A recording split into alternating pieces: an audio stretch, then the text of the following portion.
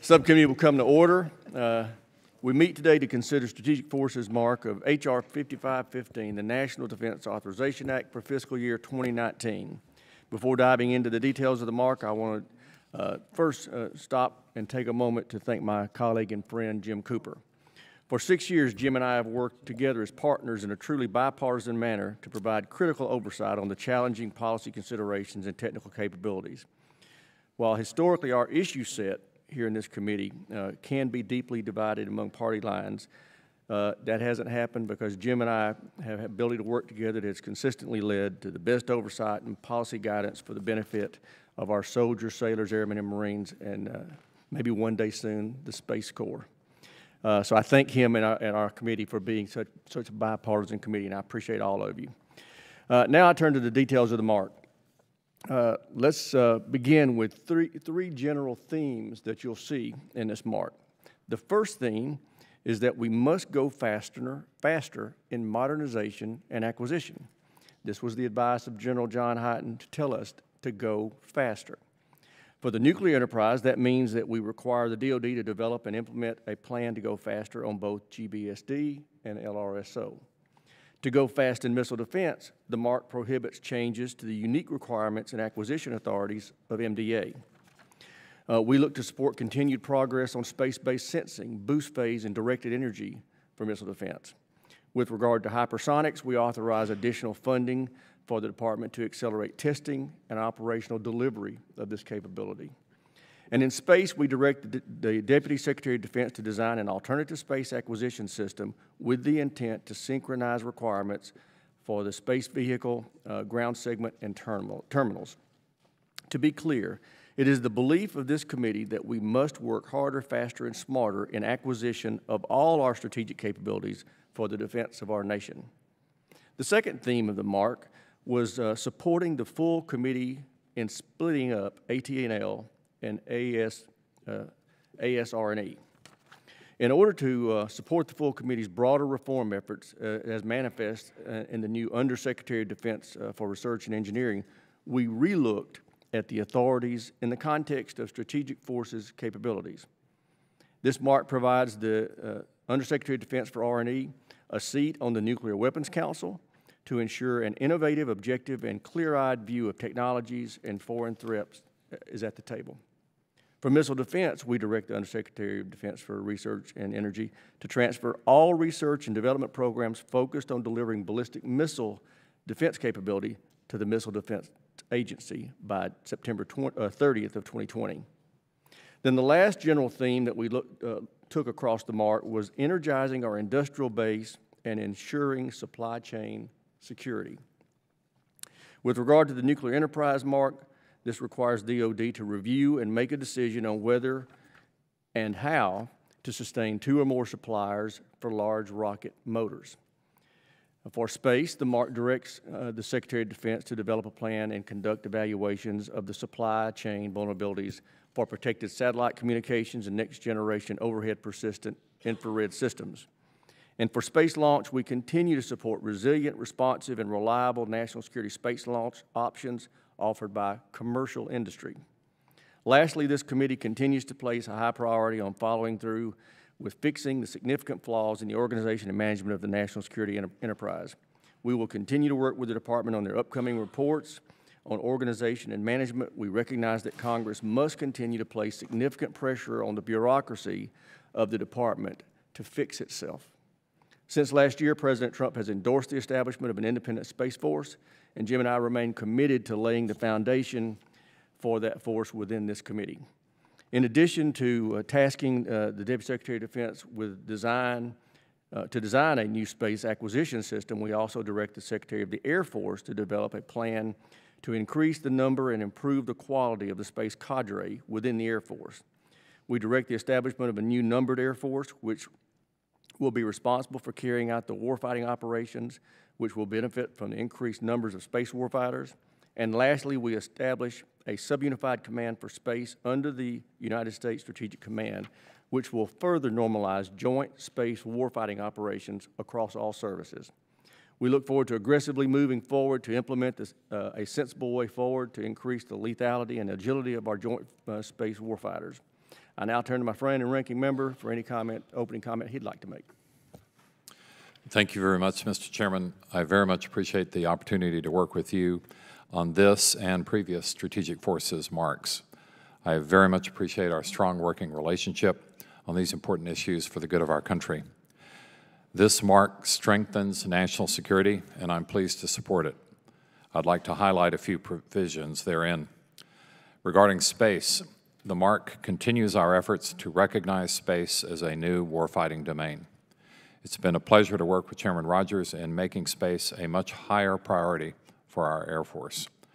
This mark continues to provide the necessary authorities and tools that the Department and the Air Force need to protect our assets and to address increasing threats in space, including requiring improvements to a growing space cadre, streamlining the space acquisition process, and creating a sub-unified command for space.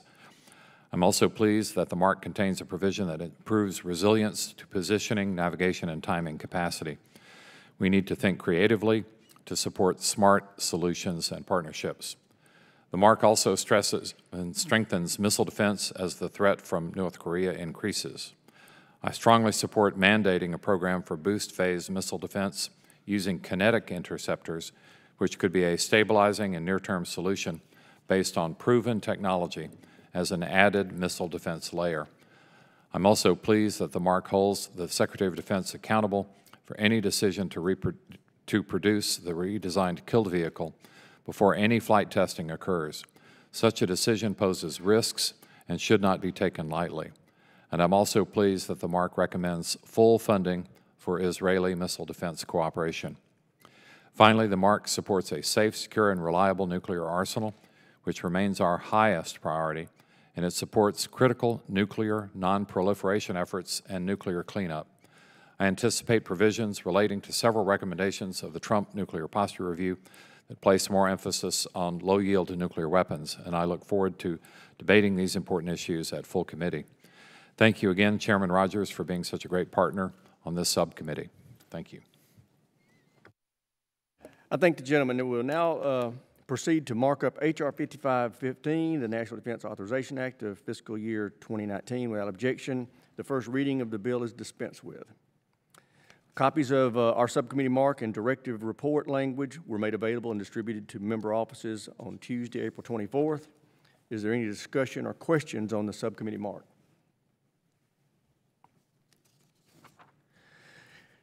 There being no further discussion, the chair lays before the members a text of the subcommittee mark for consideration. Without objection, the mark is open to amendment at any point. Are there any amendments to the subcommittee mark? Mr. Garamendi of California. Yeah, not an amendment. I wasn't quick enough to ask a question on the mark itself. Okay. Go ahead with your question. If I might. Yes, sir. You're recognized. Thank you very much, Mr. Chairman.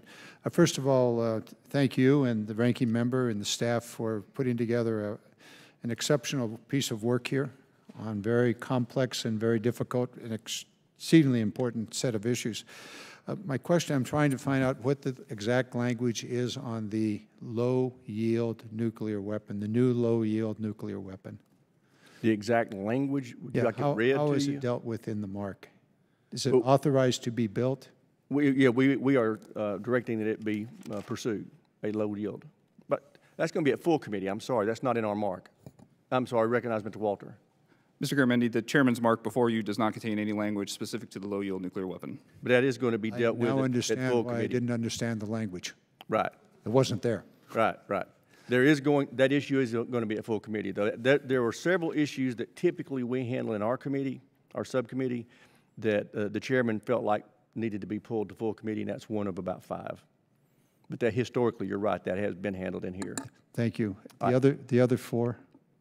I can't recall what they were. Do you remember, Sarah?